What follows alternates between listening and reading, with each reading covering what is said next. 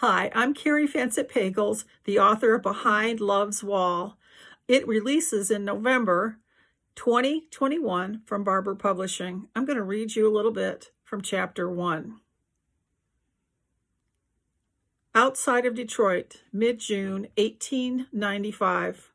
A hatchet, a Bible, and a revolver were Lily's best friends, and Cousin Clem next door with his shotgun. She eyed the flimsy wood-paneled door of the dank room over the tavern. The music hall job was supposed to be her venue for the entire summer. Indeed, it was popular, as the proprietor had advertised, but in all the wrong ways and for rough clientele. And this was no opera house, as indicated in the ad, as was clear from some of the obscene lyrics being belted out by the buxom redhead downstairs. Off-tuned soprano notes pierced the thin floorboards beneath Lily's feet, and she shivered. She shimmied a rickety chair beneath the black metal doorknob. This was definitely not how she'd imagined her new singing job would turn out. She wouldn't let fear continue to run her life, though, now that she'd traveled so far. God, I don't know why you allowed this. What are we going to do? Lily slipped to the floor and knelt on the worn rag rug that covered the wide pine floorboards. Downstairs, the hooting and hollering of patrons escalated. What elicited such a response? She drew in a deep breath, rose, and stepped toward the water basin set in a wobbly oak stand. Lily poured the cool water into the bowl and dipped the dingy washcloth into the water. She'd pulled a new soap cake from her travel case earlier. She ran the wet cloth over the lye soap that she and Mama had made together.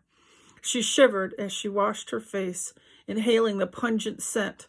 Mama was gone, and in the wake of her misdeeds, she'd driven Clem and Lily far from their Appalachian mountain homes. As catcalls continued to ensue from downstairs, every nerve stood on edge. Fear had followed her all the way from the Kentucky mountains. Might not be any sleep until all the revelers at the inn were gone home. Lily closed her eyes as she began to unbutton her blouse to get ready for bed. Lord, keep me safe.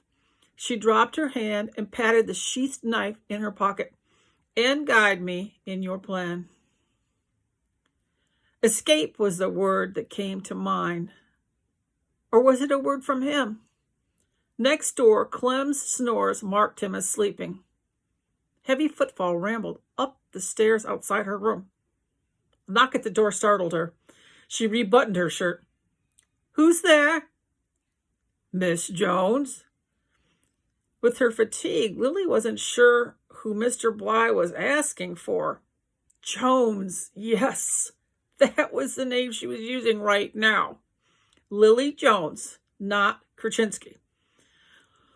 What do you need? Thought we'd review the terms of your contract. An undeniable slur marked the manager's words as liquor-tainted. Songbird of Kentucky, she'd been called. Sang at the governor's mansion, even. With her mother's terrible action, Lily could rightly be called a tavern singer now that she and Clem had performed here. That was unacceptable. The door rattled, and Lily stiffened. In 3 steps, Lily grabbed her pistol in her right hand and positioned her hatchet on the bed. The knife in her pocket would be a last resort. Lord God, don't make me have to use these weapons. Growing up in Appalachia, pretty much any uninvited person arriving at the door would have met the same welcoming committee from her parents as she now had with her. She strained to listen for Clem. The doorknob rattled again, and she shook, but took aim at the door. I will speak to you in the morning, Mr. Bly. Not a chance. She and Clem needed to leave this place. Well, Miss Jones, there are a few things I need to make clear about expectations. He hiccuped. The door rattled violently, but the chair held firm. Clem, she called out. Lily drew in a steadying breath, aiming at the center of the doorway. Surely if the man made it through and he saw the gun, he'd stop At least that was what Pa had always counted on when he'd sent them on the road. Well, thank you for listening to this part of Behind Love's Wall. And we're hoping Miss Lily gets out of her situation. I'm afraid to tell you that things might be about to get much worse, though. Thank you.